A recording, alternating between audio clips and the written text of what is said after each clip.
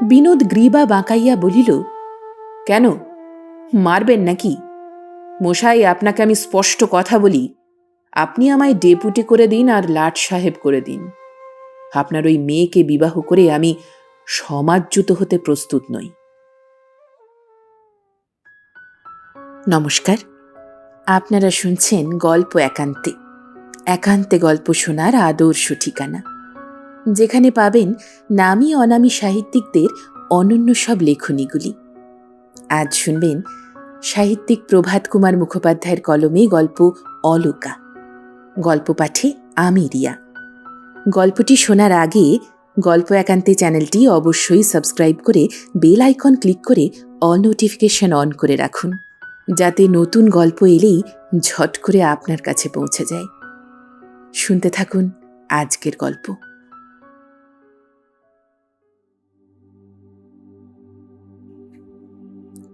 কলিকাতার কোনো ছাত্রাবাসের একটি কক্ষে একদিন অপরাহ্নকালে বিনোদ বিহারী নামক একটি যুবক তাহার কেওড়া কাঠের তক্তপোষখানির উপর চিত হইয়া পড়িয়া ঊর্ধ্ব দৃষ্টিতে কড়িকাঠ গণনা কার্যে ব্যাপৃত ছিল। পার্শ্ববর্তী কক্ষের ঘড়িতে টং টং করিয়া 4টা বাজিল। ভৃত্য আসিয়া ঘরে ঘরে বাবুদের নিকট হইতে জলখাবারের ফরমাস ও পয়সা লইতে লাগিল, কিন্তু বিনোদের নিকট আসিল না। কারণ মাসখানেক হইতে অম্বল হওয়ার অজুহাতে বাজারে খাবার খাওয়া সে ছাড়িয়া দিয়াছে। 4:30 বাজিলে ভৃত্য খাবার লইয়া আসিল। অন্যান্য ছাত্রেরা খাবার খাইতে লাগিল। কেহ কেহ তদুপরি চা পান করিতে প্রবৃত্ত হইল। পান নিয়ে আয়, সরাইয়ে জল রাখিসনি প্রভৃতি শব্দে বাসা মুখরিত হইয়া উঠিল। কিন্তু বিনোদ সেইভাবেই শুইয়া রহিল। শুইয়া শুইয়া সে কেবল আকাশ পাতাল চিন্তা করিতেছে। বেচারি বিনোদ বড়ই বিপন্ন। তাহার বাড়ি কুমিল্লা জেলার কোনো এক গ্রামে। আজ প্রায় 2 মাস কাল তাহার বাড়ি হইতে না আসিয়াছে টাকা কড়ি, না কোনো চিঠিপত্র। মা বাপ বাঁচিয়া নাই। খুড়া মহাশয় বাড়ির কর্তা। তিনি স্থানীয় জমিদারি কাছারিতে নায়েবি কর্ম করেন। অবস্থা ভালোই। টাকা কড়ি এতদিন নিয়মিতভাবেই তো তিনি পাঠাইতেন।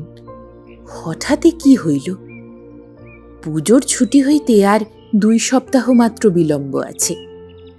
কলেজের বেতন 2 মাস বাকি পড়িয়াছে। আগামী কল্য তা দাখিল করিবার শেষ দিন। না পারিলে সে ডিফল্টার হইয়া যাইবে। লেকচারে উপস্থিত থাকিলেও প্রতিদিন তাহাকে অ্যাবসেন্ট করিবে। হয়তো পার্সেন্টেজও নষ্ট হইয়া যাইবে। 1টা বৎসরই মাটি। মেসের টাকার জন্য ম্যানেজার বাবু তো নিত্য অপমান করিতেছেন। এই 2 মাসে বন্ধুদের নিকট 10-12 ধার হইয়াছে। ছুটিতে তাহারা বাড়ি যাইবে, জিনিসপত্র কিনিবে। তাহারাও টাকার জন্য তাগাদা লাগাইয়াছে।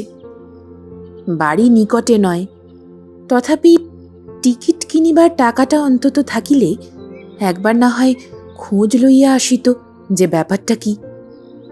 তাহারও উপায় নাই। গ্রামস্থ 2 জন বন্ধুকেও বিনোদ পত্র লিখিয়াছে। তাহারাও কোনো জবাব দেয় নাই। 5টা বাজিল। অন্যান্য ছাত্রগণ কেহ বায়োস্কোপ দেখিতে, কেহ গোলদিঘি বা গড়ের মাঠে বেড়াইতে বাহির হইয়া গেল। বিনোদ তখন উঠিয়া সরাই হইতে জল ঢালিয়া ঢকঢক করিয়া সেই জল খানিকটা খাইয়া জঠরানল নির্বাপিত করিতে চেষ্টা করিল। তাহার পর জামাটি গায়ে দিয়া বাসা হইতে প্রাপ্য পান 2টি মুখে লইয়া বাহির হইয়া গেল। বড় রাস্তায় পড়িয়া সে উত্তর দিকে চলিতে আরম্ভ করিল। তাহাদের গ্রামস্থ এক ভদ্রলোক গুয়া বাগানে থাকিয়া কবিরাজি করেন। বিনোদকে স্নেহচক্ষে দেখিয়া থাকেন। তিনি যদি গোটাকতক টাকা ধার দেন, তবে আগামী কল্য কলেজের বেতনটা সে দাখিল করিতে পারিবে। সেই আশাতেই বিনোদের এই অভিযান।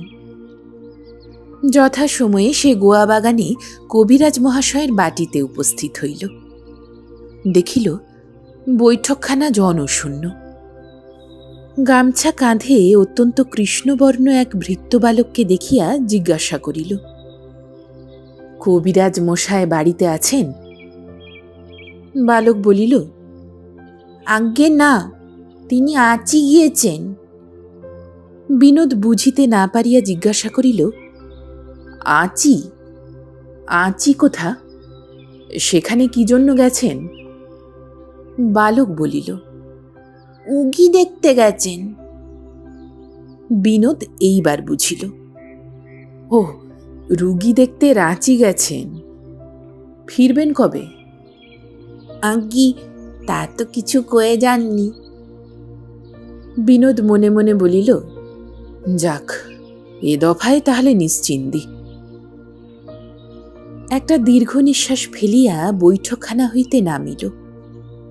গলি পার হইয়া বিডন স্ট্রিটে আসিয়া পড়িল। সম্মুখেই হেদুয়া পুষ্করিণী। অন্যমনস্কভাবে ধীর পদে সে হেদুয়ার তীরে গিয়া উপস্থিত হইল। হেদুয়া তীরস্থ বাগানখানির একটা বিশেষত্ব এই যে ইহা বহু সংখ্যক পেনশনপ্রাপ্ত গভর্নমেন্ট কর্মচারীর বৈকালিক বিচরণ ভূমি। এ সময়ে গোলদিঘির চারিটি ধার যেমন ক্ষিপ্রগামী কলেজের যুবকগণে ভরিয়া যায়, হেদুয়া তীরদেশে তেমনি মন্থরচরণ বৃদ্ধগণেরই বাহুল্য দৃষ্ট হয়। এখানে ইহারা কিয়ৎক্ষণ পাদচরণে ক্লান্ত হইলে কাষ্ঠমঞ্চ নিম্নস্থ বেঞ্চগুলি অধিকার করিয়া বসিয়া পড়েন।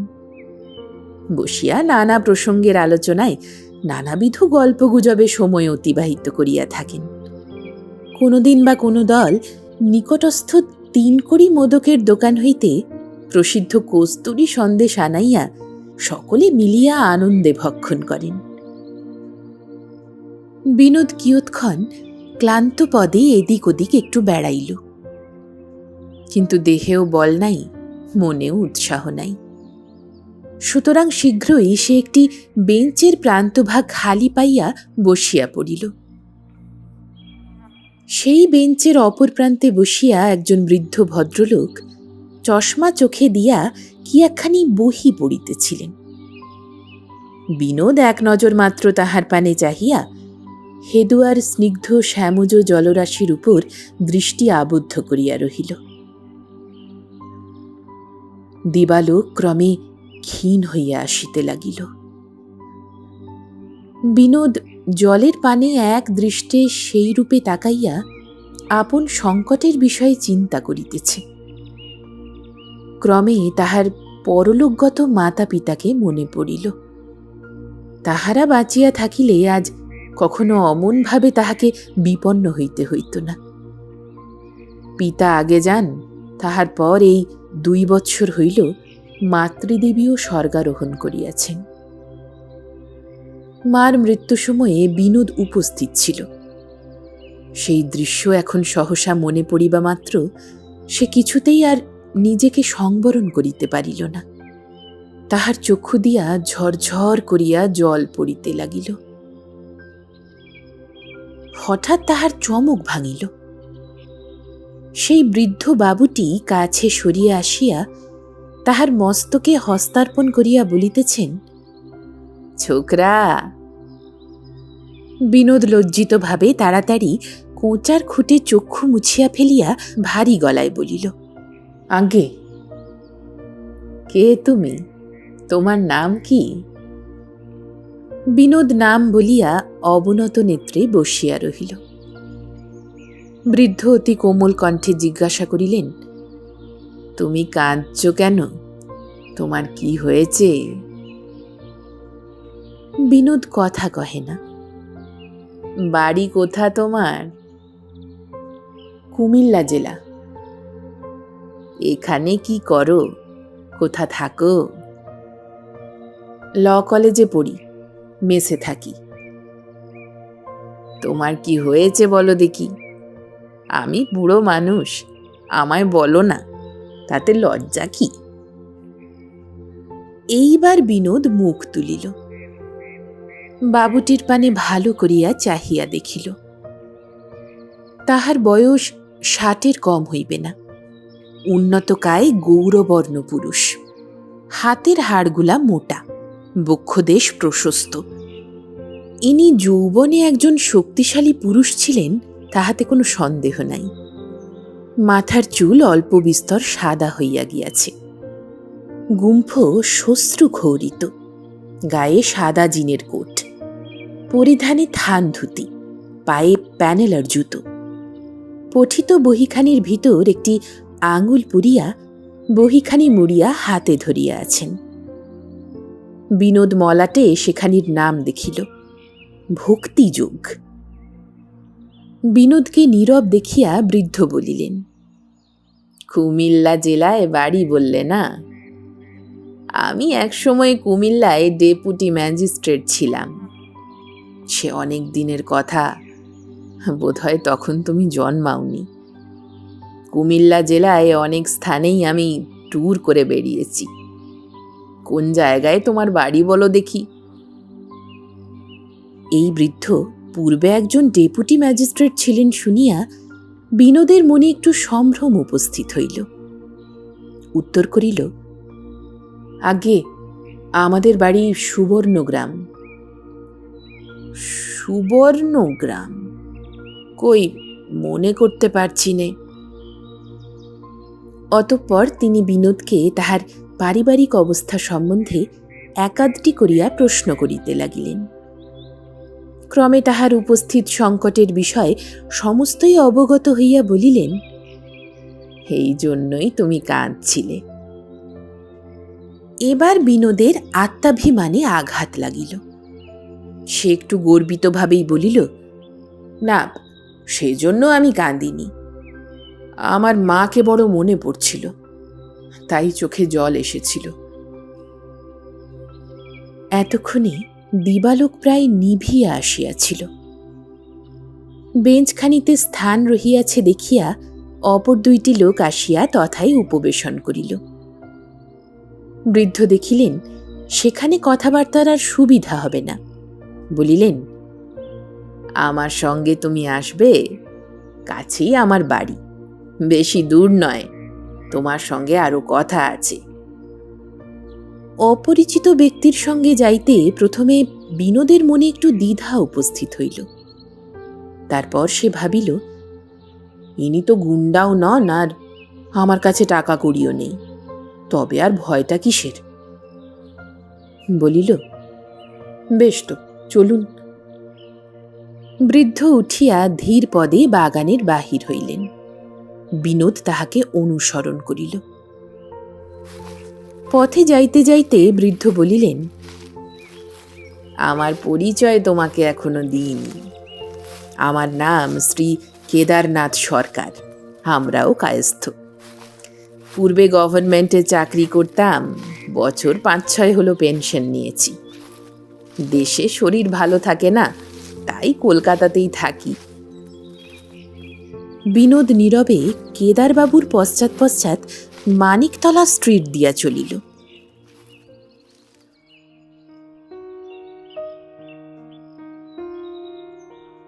ক্রমে একটি গলির মধ্যে প্রবেশ করিল। বাবুটি এক বাড়ির দরজায় দাঁড়াইয়া কড়া নাড়িতে লাগিলেন। উপরের বারান্দা হইতে তরুণী কণ্ঠে শব্দ হইল, কে? আমি মা, দরজাটা খুলে দিয়ে যাও। অর্ধ মিনিট পরে দরজা খুলিবার সঙ্গে সঙ্গে উচ্চারিত হইল, বাবা, আজ যে এত দেরি?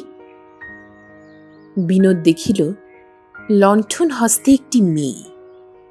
পিতার সহিত একজন অপরিচিত ব্যক্তিকে দেখিয়া সংকুচিত হইয়া তৎক্ষণাৎ এক পাশে সরিয়া দাঁড়াইল। এই বাবুটির সঙ্গে কথা কইতে কইতে আজ একটু দেরি হয়ে গেল মা। হেসো হে বিনোদ, বলিয়া কেদারবাবু ভিতরে প্রবেশ করিলেন।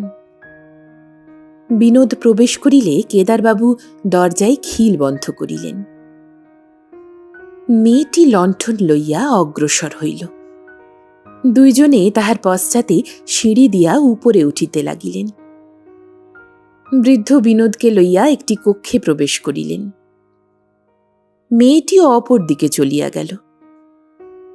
বিনোদ দেখিল কক্ষটি ক্ষুদ্র। তাহার এক পার্শ্বে একটা তক্তপোষের উপর ফরাস বিছানা পাতা, তাহার উপরেই 2টা তাকিয়া বালিশ, আর অপর পার্শ্বে একটা ক্ষুদ্র টেবিলের নিকট 2খানি চেয়ার। কেদারবাবু বিনোদকে সেই তক্তপোষের উপর বসাইয়া হাঁক দিলেন, রাধে। বিনোদ মনে করিয়াছিল যে মেয়েটি লণ্ঠন দেখাইয়া আনিয়াছিল তাহারই নাম বুঝি রাধে। কিন্তু দেখিল সধবা বেশিনী গৌরবর্ণার নাতিস্থূলা এক রমণী, বয়স বোধহয় 40 হইবে, প্রবেশ করিয়া মাথায় কাপড় টানিয়া দাঁড়াইলেন। কেদারবাবু বলিলেন, রাধে, এর নাম বিনোদবাবু, বিনোদ বিহারী দত্ত, আমাদের কায়স্থ, ল কলেজে পড়ছেন। আজ হেদুর ধারে আলাপ হলো, তাই কথাবার্তা কইবার জন্য সঙ্গে করে এনেছি। আর বিনোদের দিকে চাহিয়া বলিলেন, ইনি আমার স্ত্রী। বিনোদ মনে করিল, এ তো দেখছি ইংরাজি প্রথার ইন্ট্রোডাকশন, পর্দা টর্দাও মানেন না বোধহয়, ব্রাহ্ম নাকি? রাধারানী বলিলেন, বেশ, এখানেই কি আপনাদের বাড়ি? অপরিচিতা রমণীর সঙ্গে কথা কহিতে বিনোদের কেমন লজ্জা করিল। মাথা নিচু করিয়া সে সংক্ষেপে প্রশ্নের উত্তর দিল। কেদারবাবু বলিলেন, রাধে, আমাকে একটু চা দিতে পারো, আর হেঁর জন্য কিছু জল খাবার? রমণী বলিলেন, চায়ের জল তো তৈরি নেই, চড়িয়ে দিগে, জল খাবার আগে নিয়ে আসবো কি? কেদারবাবু বিনোদের শুষ্ক মুখের দিকে চাহিয়া বলিলেন, আগে খাবারটা খেয়ে নাও, কি বলো? ততক্ষণ চা হোক। বিনোদ তাড়াতাড়ি বলিল, না না, জল খাবার আমার জন্য দরকার নেই, শুধু 1 পেয়ালা চা হলেই হবে। কেদারবাবু বলিলেন, তা কি হয়? গৃহস্থের বাড়িতে এসে একটু মিষ্টি মুখ না করলে তারা ছাড়বে কেন? চা সে তো বিলিতি ফাঁকি, জল ভাজা বই তো নয়। বলিয়া তিনি হা হা করিয়া হাসিতে লাগিলেন। শেষে বলিলেন, যাও রাধে, কিছু খাবার পাঠিয়ে দাও। রাধারানী হাসিতে হাসিতে চলিয়া গেলেন। অল্পক্ষণেই পাশের ঘর হইতে স্টোভ জ্বলার গোঁ গোঁ শব্দ উঠিল। তারপরে সেই মেয়েটি একটি কাঁসার রেকাবিতে কয়েক টুকরা ফল এবং 2টি বড় রসগোল্লা আনিয়া দাঁড়াইতেই কেদারবাবু বলিলেন, রাখো মা, ওই টেবিলের উপর রাখো। মেয়েটি খাবারের রেকাবি ও জলের গ্লাস টেবিলের উপর রাখিয়া ধীরে ধীরে চলিয়া যাইতেছিল। কেদারবাবু বলিলেন, দাঁড়াও মা, এর সঙ্গে তোমার পরিচয়টা করিয়ে দিই। বিনোদবাবু, এই আমার মেয়ে, নাম অলকা। আর দেখো অলকা, ইনি খুব লেখাপড়া শিখেছেন, MA পাস করেছেন, আইন পড়েছেন। বলিতেই মেয়েটি বিনোদের পানে চাহিয়া নমস্কার করিল। বিনোদও প্রতি নমস্কার করিয়া ভাবিল, ইহার মার সঙ্গে যে সময় সে পরিচিত হইয়াছিল তখন তাহাকেও নমস্কার করা উচিত ছিল, কিন্তু সেটা তো ভুল হইয়া গিয়াছে, ছি ছি। কেদারবাবু বলিতে লাগিলেন, আমার মেয়েটিও মুখ্যু নয় বিনোদবাবু, আসছে বছর ম্যাট্রিক দেবে, বালিকা বিদ্যালয়ে পড়ে। বাপ হয়ে বলা উচিত নয়, তবে বেশ বুদ্ধিশুদ্ধিও আছে। যাও মা, দেখো তো চায়ের জল হলো কিনা। চলো হে বিনোদ, খাবারটা ততক্ষণ খেয়ে নেবে, চলো, তারপর দুজনে একসঙ্গে চা খেতে খেতে গল্প করা যাবে ক্ষণ। অলকা চলিয়া গেল। বৃদ্ধ বিনোদকে লইয়া গিয়া টেবিলের নিকট বসিলেন। খাবার খাইয়া শীতল জল পান করিয়া বিনোদের দেহে যেন প্রাণ ফিরিয়া আসিল। চা পান করিতে করিতে কেদারবাবু বলিলেন, দেখো বিনোদ, তুমি যে বিশেষ রকম অর্থ সংকটে পড়েছ তা আমি বেশ বুঝতে পারছি। তোমার কলেজের 2 মাসের মাইনে, মেসের পাওনা ধার শোধ করা, গোটা 50 টাকা এখনই তোমার প্রয়োজন। এ টাকা আমি এখনই দিতে পারি, কিন্তু সেটা দান স্বরূপ হলে তোমার তা কখনোই ভালো লাগবে না। সেই জন্যই আমি প্রস্তাব করছি, তুমি আমার মেয়েটিকে 2 মাস পড়াও। তোমার 2 মাসের বেতন স্বরূপ অগ্রিম 50টা টাকা আমি তোমায় দিচ্ছি। কেমন, তুমি রাজি আছো? বিনোদ প্রায় 1 মিনিট কাল চুপ করিয়া থাকিয়া ভাবিতে লাগিল। শেষে জিজ্ঞাসা করিল, কতক্ষণ পড়াতে হবে, আর কখন? কেদারবাবু বলিলেন, এই বিকেলবেলা 1 ঘন্টা, 4টে থেকে 5টা, কিংবা 5টা থেকে 6টা, যেমন তোমার সুবিধা। তোমার কলেজ কখন? সকালবেলা। আর কটা দিন পরে তো কলেজের ছুটি হয়ে যাচ্ছে। তাহলে তোমার মত কি বলো? বিনোদ বলিল, আপনি যখন এই সংকটে আমাকে উদ্ধার করছেন, আপনার আদেশ শিরোধার্য করলাম।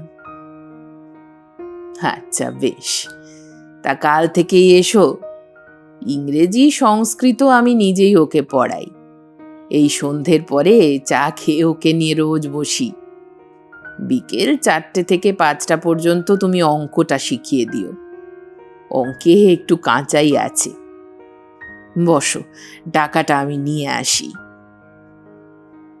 কয়েক মিনিট পরেই 5খানি নোট আনিয়া তিনি বিনোদের সম্মুখে রাখিলেন। বিনোদ টাকা কয়টি উঠাইয়া লইল। নিজ হৃদয়ের উচ্ছ্বসিত কৃতজ্ঞতা অত্যন্ত অসম্পূর্ণভাবে প্রকাশ করিয়া নমস্কারান্তে বিদায় গ্রহণ করিল।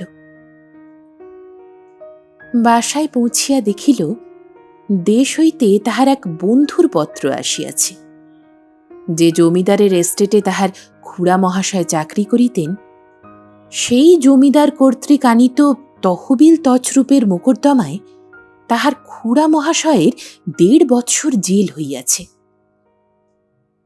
পত্র পড়িয়া বিনোদ একটি দীর্ঘ নিঃশ্বাস ফেলিয়া বলিল, খুব সময়ে কেদারবাবুর মতো দয়ালু পরোপকারী মহাত্মার দর্শন সে পাইয়াছিল, নহিলে তো তাহাকে অতল জলে পড়িতে হইত। পরদিন বিনোদ তাহার নূতন ছাত্রীকে পড়াইতে গেল। কেদারবাবু অধ্যাপনা সম্বন্ধে উপযুক্ত উপদেশাদি দিয়া তাহার নিয়মিত হেদুয়া ভ্রমণে বহির্গত হইলেন। 5টা বাজিলে অলকার মা তাহাকে চা ও জল খাবার আনিয়া দিলেন। প্রথমে কিঞ্চিৎ আপত্তি উত্থাপন করিয়া অবশেষে জলযোগ সমাপনান্তে বিনোদ বাসায় ফিরিয়া আসিল। এইরূপ দিনের পর দিন চলিতে লাগিল, এবং এই বয়সে এরূপ সান্নিধ্যের ফল যাহা হইবার তাহাই হইল। বিনোদের প্রথমে মনে হইল তাহার ছাত্রীর স্বভাবটি বড় মধুর। তারপরে মনে হইল তাহার গঠন, বিশেষত চক্ষু দুইটি বড়ই সুন্দর। মেয়েটি যেরূপ রূপবতী, বাঙালির ঘরে সেই রূপ সচরাচর দেখা যায় না। তারপর মনে হইতে লাগিল, এ মেয়ে যাহার গৃহলক্ষ্মী হইবে, তাহার তুল্য সৌভাগ্যবান পুরুষ এ জগতে দুর্লভ। তাহার পর বিনোদ হঠাৎ আবিষ্কার করিয়া বসিল, অলকাকে সে অতিশয় ভালোবাসিয়া ফেলিয়াছে। কেননা যতক্ষণ জাগিয়া থাকে তাহার চিন্তা এক দণ্ড মন হইতে অন্তর্হিত হয় না। তাহাকে তো চাই, নহিলে জীবনটি যে একান্ত বিস্বাদ হইয়া যায়। এখন উপায়? এ অবস্থা মাসখানেকের মধ্যেই উপস্থিত হইল। এ পর্যন্ত কিন্তু সে অলকার কাছে নিজের মনোভাব কিছুমাত্র প্রকাশ করে নাই। পড়ার সময় অলকার মা প্রায় কাছে বসিয়া থাকিতেন। কেদারবাবুর সহিত সাক্ষাৎ সব দিন তাহার হইত না। যে সময়ে সে অলোকাকে পড়ায় সেই সময়টাই তাহার হেদুয়া ভ্রমণের জন্য নির্ধারিত।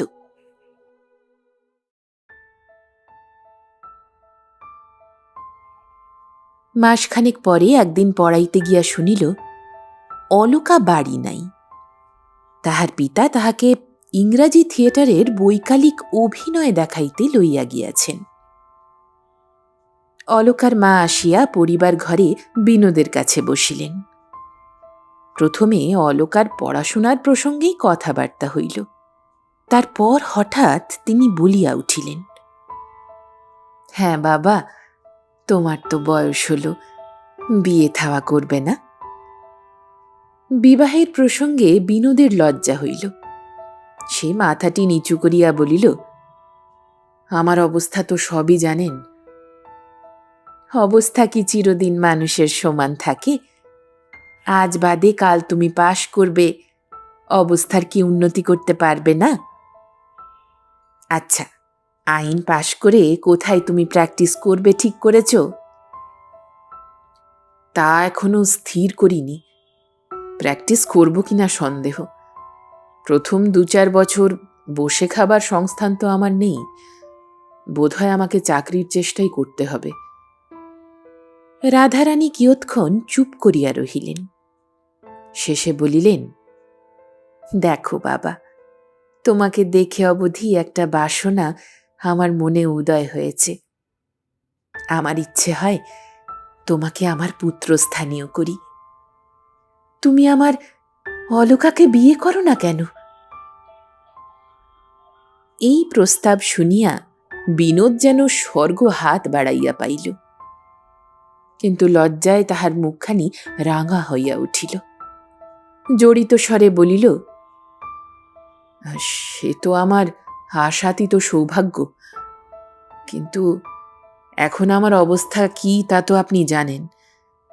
কেদারবাবু কি আমার মতো একজন নিঃস্ব লোককে তার জামাই করতে সম্মত হবেন? রাধারানী হাসিলেন, বলিলেন, তুমি যদি রাজি থাকো তো বলো। কর্তার সম্মতি আদায় করে নেবার ভার আমার ওপর রইল। তবে সব কথা তোমায় ভেঙেই বলি বাবা, লুকোছাপির কোনো দরকার নেই। আমি এখন তোমার কাছে যে প্রস্তাব করলাম তা ওর সঙ্গে পরামর্শ করেই করেছি। ওরও খুব ইচ্ছে যে তোমার হাতে মেয়েটিকে সঁপে দিয়ে নিশ্চিন্ত হন। বিনোদ অধোবদনে কয়েক মুহূর্ত চিন্তা করিল, পরে বলিল, কিন্তু দেখুন, একটা কথা আছে। অলোকা বড় হয়েছেন, তার মতামত, তাছাড়া আমি উপার্জনক্ষম না হলে তো। রাধারানী মৃদু হাসিয়া বলিলেন, অলোকার মতের জন্য তুমি ভেবো না। অপর কথা, কর্তা পূর্বে একজন প্রথম গ্রেডের ডেপুটি ছিলেন, তা বোধহয় তুমি শুনেছ। ওর প্রথম পক্ষের 3টি ছেলে। একটি ঢাকায় ওকালতি করে, আর 2জন ভালো করে লেখাপড়া শিখলে না, তারা দেশে থাকে, বিষয় সম্পত্তিটা দেখে। চিফ সেক্রেটারি সাহেব ওকে খুব ভালোবাসেন। কর্তা সেদিন বলেছিলেন, সাহেবকে আমি বলে রেখেছি, ছেলের জন্য আমি তো কিছু চাইলাম না, আমার যে জামাই হবে তাকে একটা ডেপুটিগিরি দিতে হবে। সাহেব সম্মত হয়েছেন। সেদিন সাহেবের সঙ্গে উনি দেখা করতে গিয়েছিলেন তো। সাহেব জিজ্ঞাসা করলেন, তোমার মেয়ের কত বয়স হয়েছে? 17 বছর শুনে সাহেব ভারী খুশি। বললেন, তুমি যে মূঢ় দেশাচারের ভয়ে অন্যান্য লোকের মতো ছোট বয়সে মেয়ের বিয়ে দাওনি, পড়াশোনা শেখাচ্ছ, এতে তোমার খুব সৎসাহস প্রকাশ পাচ্ছে। তোমার যে জামাই হবে সে যদি বিয়ে পাশ হয় তবে তাকে আমার কাছে নিয়ে এসো। লাট সাহেবকে বলে আমি তাকে ডেপুটি করে দেব। তাই আমি বলি কি বাবা, তুমি তো নিজেই নিজের কর্তা, কারু মতামতের অপেক্ষা তো তোমায় রাখতে হবে না। আর বেশি দেরি না করে এই সামনের অঘ্রাণ মাসেই শুভকর্মটা হয়ে যাক। বিনোদ মনে মনে ভাবিল, একেই বলে বিধাতা যখন মাপায় তখন উপরেও উপরই চাপায়। আধ ঘন্টা আগে অলোকাকে পাবার আশাই আমার পক্ষে বামনের চন্দ্রস্পর্শের মতো দুরাশা ছিল। আর এখন শুধু অলোকা নয়, সঙ্গে সঙ্গে ডেপুটিগিরিও ফাউ। বলা বাহুল্য, বিনোদ সানন্দে সম্মতি জানাইয়া বিদায় গ্রহণ করিল। রাধারানীর বারংবার অনুরোধ সত্ত্বেও জলখাবার পর্যন্ত সে খাইল না। ক্ষুধা বলিয়া কোনো জিনিস যে পৃথিবীতে আছে তাহা আজ সে অনুধাবন করিতেই পারিল না। কেদারবাবুর বাসা হইতে বাহির হইয়া সহসা বিনোদের মনে হইল চলিতে পা দুখানা যেন ধূলিমলিন রাজপথে মোটেই ঠেকিতেছে না, সে যেন হাওয়ার উপর দিয়া ভাসিয়া চলিয়াছে।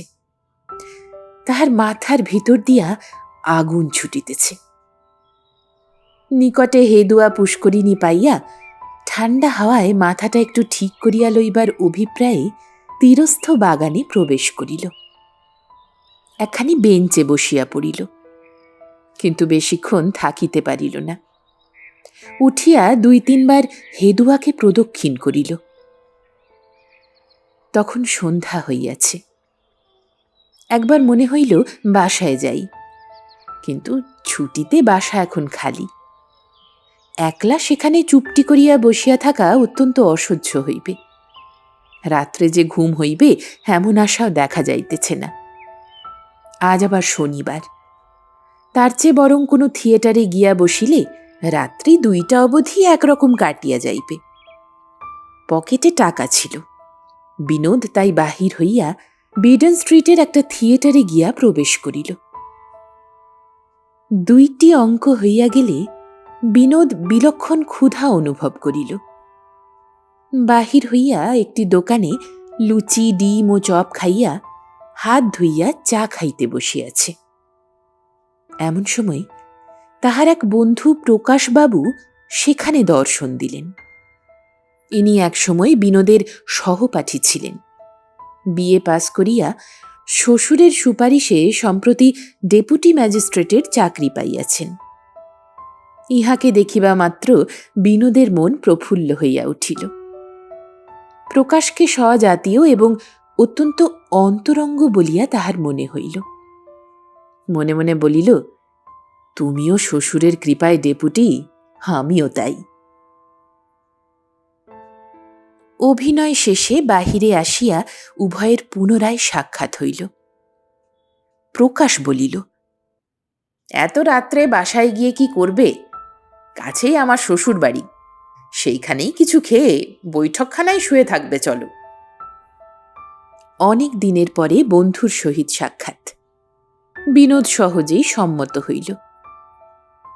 বাড়িতে পৌঁছিয়া কিঞ্চিত জলযোগান্তে বৈঠকখানায় শয্যার উপর বসিয়া উভয় বন্ধুতে কথাবার্তা হইতে লাগিল। এ কথা সে কথার পর প্রকাশ বলিল, কার মেয়েকে পড়াচ্ছ বলছিলে? কেদার সরকার আবার কি? আরে, আগে তিনি ডেপুটি ম্যাজিস্ট্রেট ছিলেন, এখন পেনশন নিয়েছেন। প্রকাশ বলিল, ও, ডেপুটি কেদার সরকার, তাই বলো? তাকে তো আমি জানি, অর্থাৎ অন্যান্য ডেপুটিদের কাছে তার খবর শুনেছি। তিনি একজন প্রথম গ্রেডের ডেপুটি ছিলেন, এখন রিটায়ার করেছেন তো? হ্যাঁ হ্যাঁ, তিনি। নিশ্চয়ই তিনি। তার সেই অবিদ্যাটি নিয়ে এইখানেই আজকাল আছেন বুঝি? ইহা শুনিয়া বিনোদ চমকাইয়া উঠিল। বলিল, অবিদ্যা কিরকম? কেন হে, অবিদ্যা শুনে তোমার মুখ অমন ফ্যাকাশে হয়ে গেল কেন? তুমি তার মেয়েটিকে বিয়ে করার মতলব টতলব করছো নাকি? বলিয়া কৌতূহলপূর্ণ দৃষ্টিতে বিনোদের দিকে সে চাহিয়া রহিল। বিনোদ নিজেকে কতকটা সংবরণ করিয়া লইয়া বলিল, না, তুমি বোধহয় ঠিক জানো না। তুমি যা বলছো তাদের ব্যবহারে সেরকম কোনো লক্ষণই তো কোনোদিন দেখিনি। এখন আর কি দেখবে? এ বয়সে কি আর ঘুঙুর পায়ে দিয়ে নাচবে? এখন তো সে তপস্বিনী। বিনোদ ক্ষীণভাবে বলিল, তুমি বোধহয় ভুল শুনেছ, আমার তো তা মনে হয় না। প্রকাশ বলিল, না হে, আমি খুব জানি। শুনেছি ওর স্ত্রী মারা গেছে অনেক দিন হলো। সে যাক, তুমি ও প্রাইভেট টিউশনি জোটালে কেমন করে বলো দেখি? বিনোদ তখন তাহার টিউশনি জুটাবার ইতিহাসটুকু বলিল। গতকল্য যাহা ঘটিয়াছে তাহা গোপন রাখিল। শুনিয়া প্রকাশ হাসিতে লাগিল, বলিল, উহ, বুড়ো কি কম চালাক! কেমন কৌশলটি করেছে দেখো। যুবতী মেয়েটা, তাকে পড়াবার জন্য 24 বছরের একজন অবিবাহিত যুবক ছাড়া আর অন্য মাস্টারই খুঁজে পেলেন না। শাস্ত্রের কথা ঘি আর আগুন বেশ জানে, কিছুদিনেই দুজনে দুজনের প্রেমে হাবুডুবু খাবে। তখন তুমি বলবে ওকেই আমি বিয়ে করব। জাত তফাৎ আমি ডোন্ট কেয়ার করি, তাই তো? আচ্ছা, তোমার জন্য মেয়েটাও খুব উঠে পড়ে লেগেছে, তাই না? তখন অলকার সরলতা মণ্ডিত শান্ত সংযত মুখখানি বিনোদের মনে পড়িল। একটু উষ্মার সহিতই সে বলিল, ছি, এক মুহূর্তের জন্যও সে তা করেনি। প্রকাশ বলিল, করেনি, করবে। এই তো সবে মাসখানেক যাতায়াত করছো বই তো নয়। আগে লোহা বেশ করে লাল হোক, তখন তো পিটবে। সাধু সাবধান। আচ্ছা, রাত প্রায় পুইয়ে এলো, এখন তুমি একটু শো ভাই, আমি কিঞ্চিত নিদ্রার চেষ্টা দেখি। বলিয়া প্রকাশ বাড়ির মধ্যে প্রবেশ করিল। বাকি রাতটুকু বিনোদ ছটফট করিয়াই কাটাইল। নিদ্রাদেবীর কৃপালাভের জন্য সে এতটুকুও ব্যস্ত ছিল না। আর একটু হইলেই তো না জানিয়া সে একজন ভ্রষ্টা রমণীর কন্যাকে বিবাহ করিয়া ফেলিয়াছিল। ছি ছি, তাহা হইলে কি কেলেঙ্কারিটাই হইত বলো দেখি। কেদারবাবুর উপর তাহার অত্যন্ত রাগ হইতে লাগিল। তিনি যে বাড়ি লইয়া গিয়া জলখাবার খাওয়াইয়া তাহাকে টাকা দিয়াছিলেন, সেটা তবে দয়া ধর্মের অনুরোধে নহে, তাহা স্বার্থপরতা প্রসূত একটা গভীর ষড়যন্ত্র মাত্র। দেশ হইতে এখন খুড়িমা তাহাকে 2 মাসের টাকা পাঠাইয়াছেন। বিনোদ ভাবিল, কেদারবাবুর 50 টাকাই সে মানি অর্ডার যোগে তাহাকে ফেরত পাঠাইয়া দিবে এবং কুপনে লিখিয়া দিবে সমস্তই সে জানিতে পারিয়াছে এবং ধর্মভ্রষ্টার কন্যাকে সে বিবাহ করিতে পারিবে না, ডেপুটিগিরির লোভেও নয়। কিন্তু অলকার মুখখানি মনে পড়িবা মাত্র তাহার বুকের মধ্যে দারুণ এক বেদনা বাজিয়া উঠিল। অলকার মা বাপের অপরাধ যতই গুরুতর হোক, অলকার কি দোষ? হয়তো সে জানেও না যে তাহার মা বাপও তেমনি। ইহাই সম্ভবত বালিকার বিশ্বাস।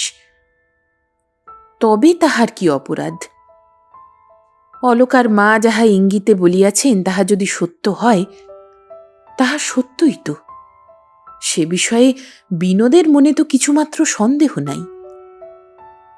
তবে এইরূপ নিষ্ঠুর প্রত্যাখ্যান, এই অপমানে তাহার বুকটি কি ভাঙিয়া যাইবে না?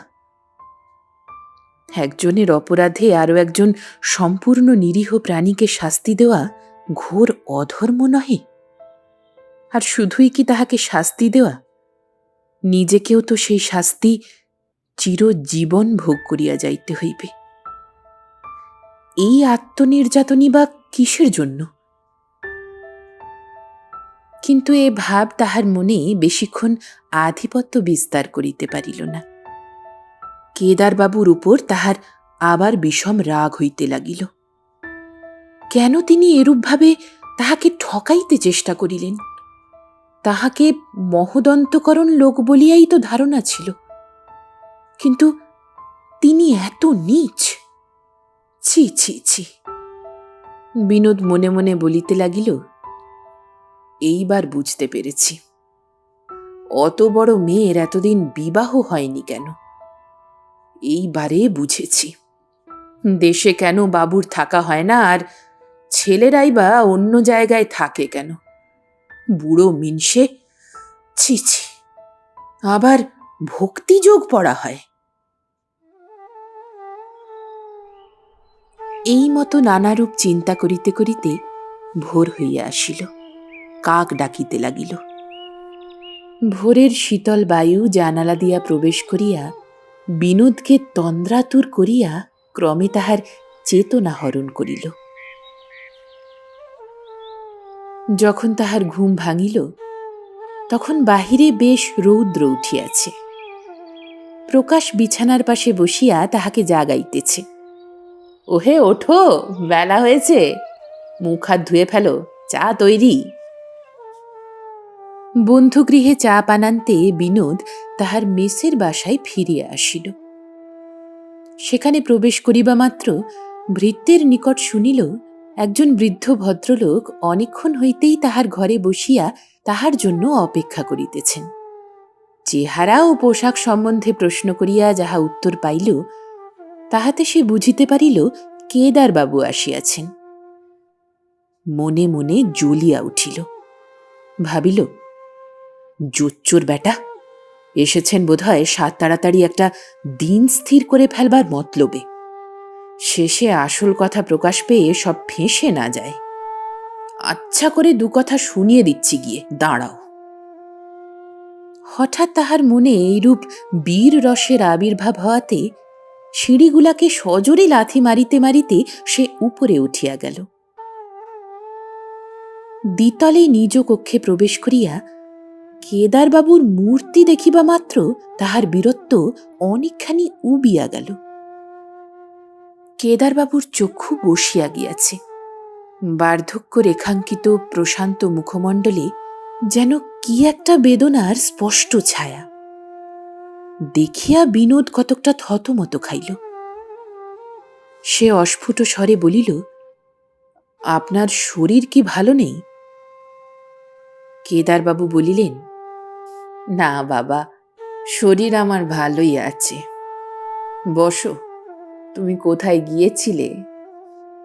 বিনোদ সংক্ষেপে বাসা হইতে গতরাত্রে তাহার অনুপস্থিতির কারণ বলিল।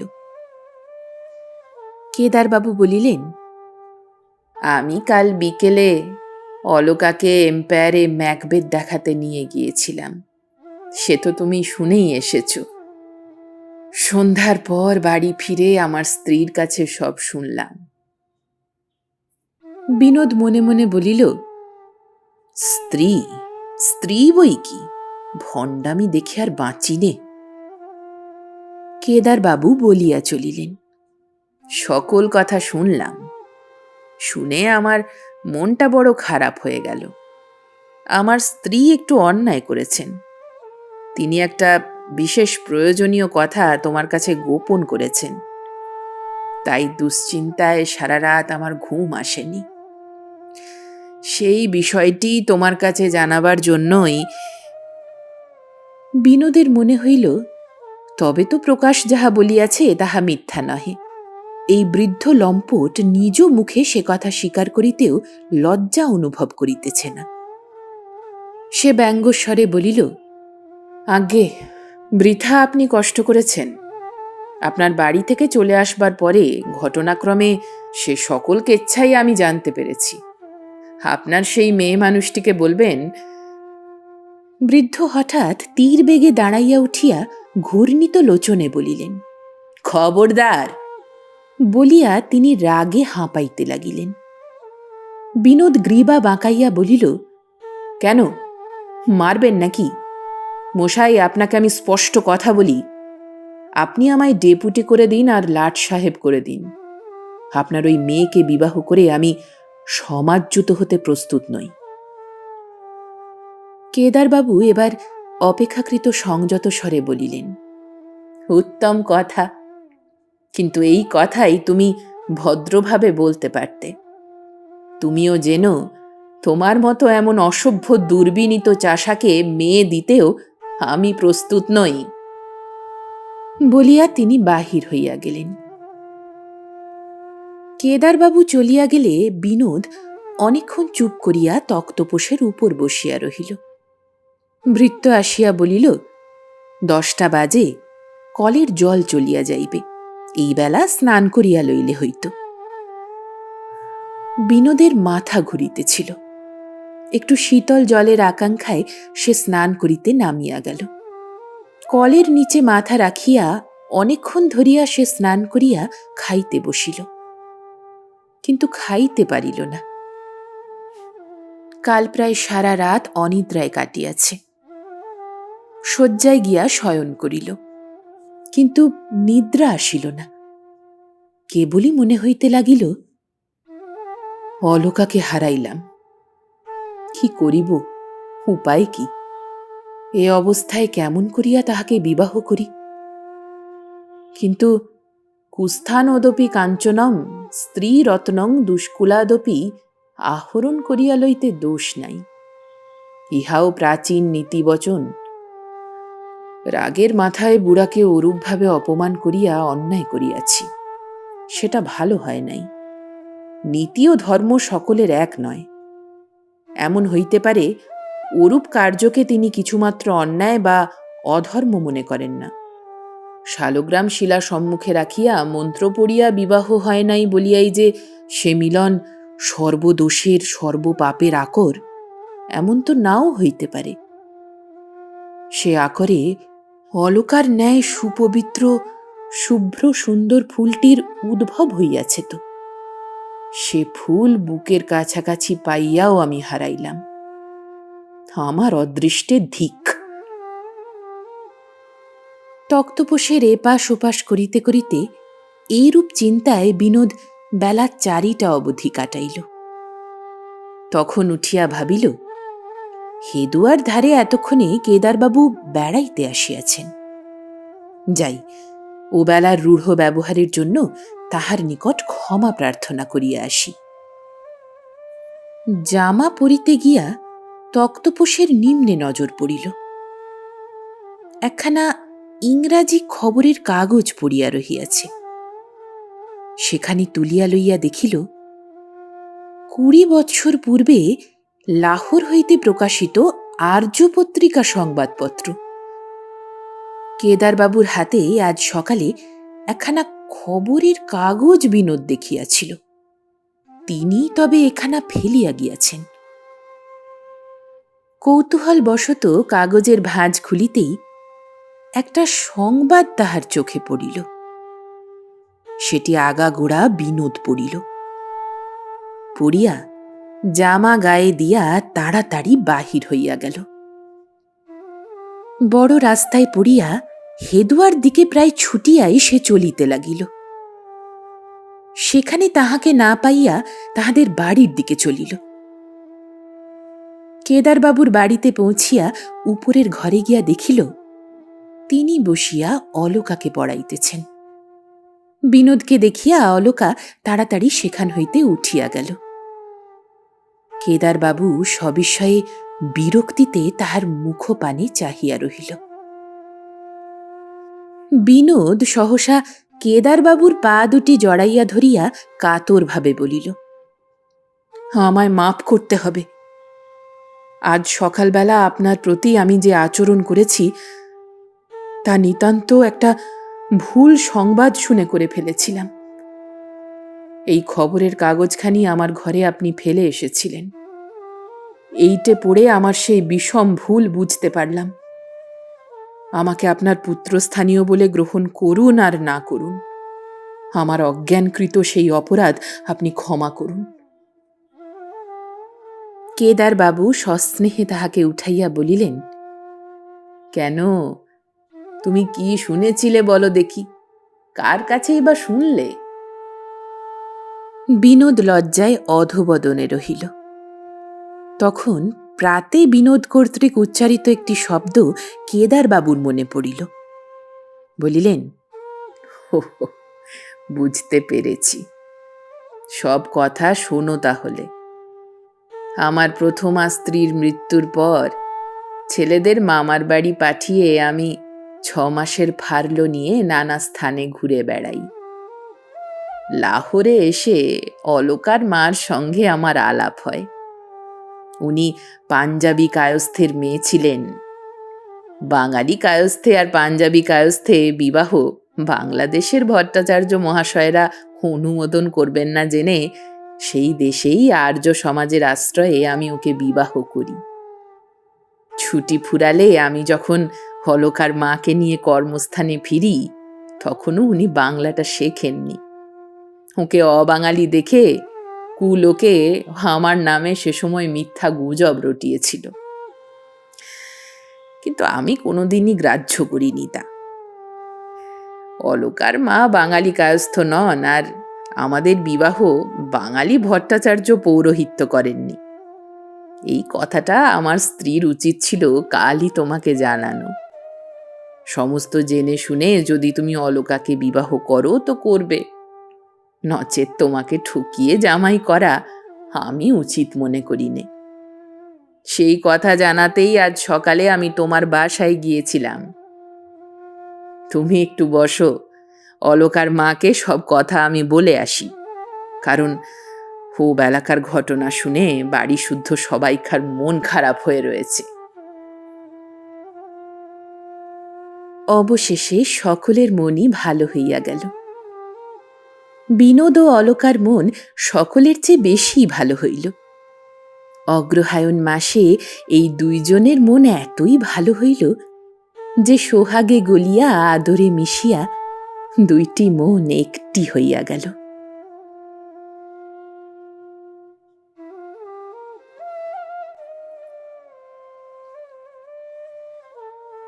আপনারা শুনছিলেন সাহিত্যিক প্রভাত কুমার মুখোপাধ্যায়ের কলমে গল্প অলকা।